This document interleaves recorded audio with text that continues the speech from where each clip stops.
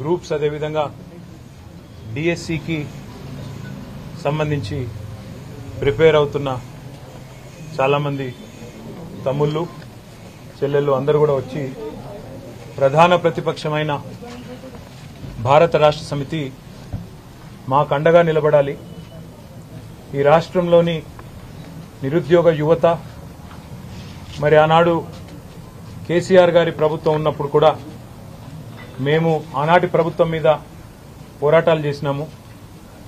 మీరు 9.5 సంవత్సరాల పాటు ఆనాడు జరిగిన ఉద్యోగ నియామకాల్లో పారదర్శకంగా చాలా పెద్ద ఎత్తున నియామకాలు జరిగినప్పటికీ అక్కడక్కడ చిన్న చిన్న పొరపాట్లు జరిగినప్పుడు మీ మీద కూడా పోరాడాము.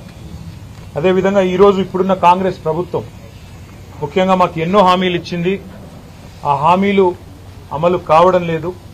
కాబట్టి మీరు ప్రధాన ప్రతిపక్షంగా ప్రజల తరపున మా తరపున గొంతు విప్పండి, పోరాడండి అంటూ వారు అందరూ కూడా కలిసి వచ్చి వారి సమస్యలన్నీ కూడా వివరించి చెప్పడం జరిగింది.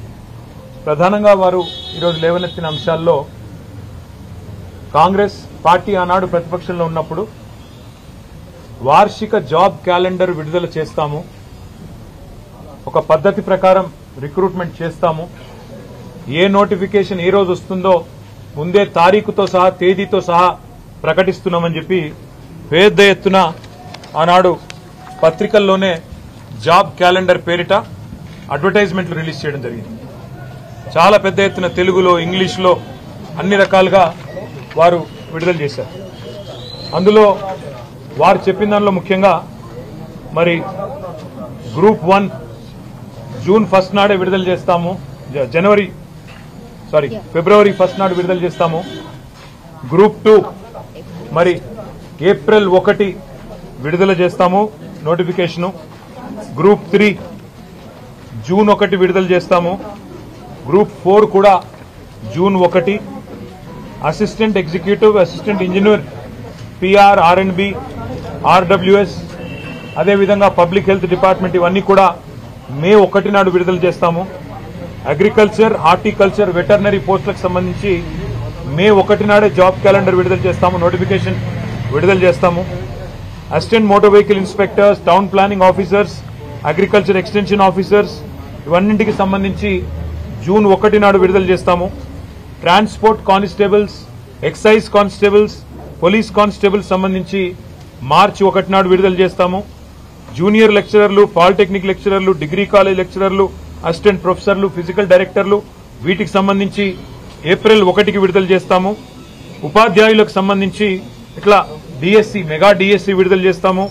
అదేవిధంగా విలేజ్ రెవెన్యూ ఆఫీసర్స్, జీపీ సెక్రటరీలు, మండల స్థాయి సాంకేతిక సిబ్బందికి 1 జూన్ నాడు విడుదల చేస్తామని చెప్పి దాదాపు 10 నోటిఫికేషన్లు ఏవైతే ఇప్పటికే ఇవ్వాల్సి ఉండెనో అవి ఇవ్వకుండా ఇచ్చిన మాటలు నీటి మూటలు అని తేల్చేసిన వైనం మన కళ్ళ ముంగట కనబడతా ఉన్నది.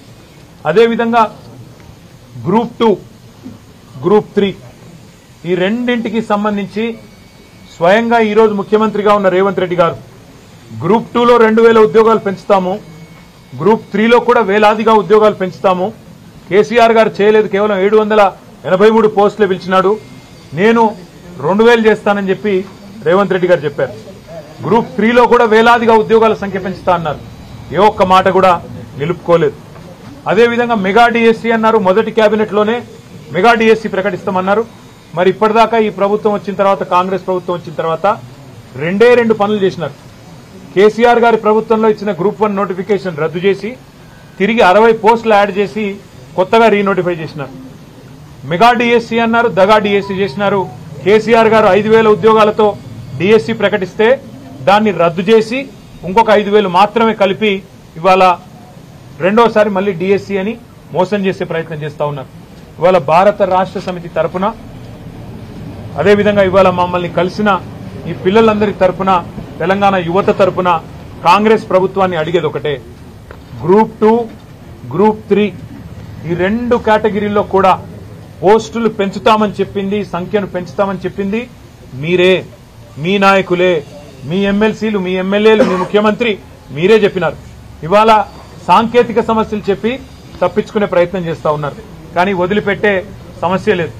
శాసనసభలో నిలదీస్తాం, అదేవిధంగా రాజ్యసభలో నిలదీస్తాం, శాసన మండలిలో నిలదీస్తాం. మాకెక్కడెక్కడైతే చట్టసభల్లో అవకాశం ఉందో అక్కడక్కడ ప్రతి చోట కూడా వదిలిపెట్టం, నిలదీస్తాం. అదేవిధంగా ఈ తమ్ముళ్ళకి చెల్లెలకు కూడా నేను చెప్పినాను, ప్రతి ఎమ్మెల్యేను కలవండి, ప్రతి నాయకుడిని కలవండి, ప్రతి ప్రజాప్రతినిధిని కలవండి, తప్పకుండా మద్దతు కూడగట్టండి. కేసీఆర్ గారు తెలంగాణ ఉద్యమానికి ఎట్లా అయితే మద్దతు కూడగట్టినారో మీరు కూడా అదే పని చేయండి అని చెప్పి కూడా వారికి నేను విజ్ఞప్తి చేసిన. వారు ఇంకొక విషయం కూడా నా దృష్టికి తెచ్చినారు. ఆనాడు శాసనసభలో బట్టి విక్రమార్క గారు 1:100 రేషియోలో మెయిన్స్ కి పిలవాలి, ఎక్కువ మంది గ్రామీణ ప్రాంత యువకులకు యువతకు కూడా అవకాశం వస్తుందని చెప్పి నిండు శాసనసభలో ఆనాటి ప్రతిపక్షంలో ఉన్న నాయకుడు శాసనసభ్యుడు బట్టి విక్రమార్క గారు ఈరోజు ఉప ముఖ్యమంత్రిగా ఉన్నారు, వారు కూడా డిమాండ్ చేసినారు. ఇవాళ ఈ తమ్ముళ్ళు చెల్లెలు అడిగేది కూడా అదే, 1:100 రేషియోలో మెయిన్స్ కి పిలవండి. కొత్తదేం అడగడం లేదు, కమిషన్ నిర్ణయమే ఫైనల్ అని చెప్పి చాలా స్పష్టంగా ఉంది. 1:100 విషయంలో ఎలాంటి సాంకేతిక ఇబ్బందులు లేవు. గతంలో మీరు చేసిన డిమాండ్నే వాళ్ళు తిరిగి ఉటంకిస్తున్నారు కాబట్టి దాన్ని కూడా నెరవేర్చండి అని కోరుతా ఉన్నాం. దాంతో పాటు ఇప్పుడు వరుసగా మేము గతంలో పిలిచిన ఉద్యోగాలు, కొత్తగా వీళ్ళు ఇచ్చిన నోటిఫికేషన్ ఏం లేవు. టెట్ మే 20 నుంచి జూన్ 3 వరకు ఉంది. గ్రూప్ 1 ప్రిలిమ్స్ జూన్ 9 నుంచి 9వ తారీఖు నాడు ఉంది. అదేవిధంగా డిఎస్సి జూలై 17 నుంచి 31 వరకు ఉంది. 2,25,000 మంది పోటీ పడతా ఉన్నారు.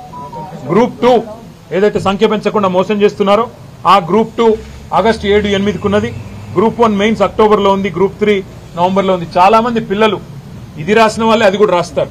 కాబట్టి కొద్దిగా వీటిని కూడా స్టాగర్ చేసి పిల్లలకు తగు మొత్తంలో ప్రిపేర్ కావడానికి కూడా సమయం ఇవ్వాలని చెప్పి కూడా వాళ్ళు కోరుతా ఉన్నారు. నిష్పత్తి 1:100 మెయింటైన్ చేయమని ఇచ్చిన మాట ప్రకారం 10 నోటిఫికేషన్లు ఏవైతే ఇవ్వాల్సి ఉండి తప్పినరో వాటిని పిలవండి. మొదటి సంవత్సరంలోనే 2 లక్షల ఉద్యోగాలు ఇస్తామన్న మాట నిలబెట్టుకోండి. వార్షిక జాబ్ క్యాలెండర్ విడుదల చేయండి. లేకపోతే తెలంగాణ యువతకు దన్నుగా మద్దతుగా ప్రత్యక్ష పోరాటానికి కూడా భారత రాష్ట్ర సమితి యొక్క విద్యార్థి యువజన విభాగం, మా ప్రజాప్రతినిధులు అందరం కూడా కదం దొక్కుతాం. అందరం కూడా రోడ్డు మీదకి వస్తాం.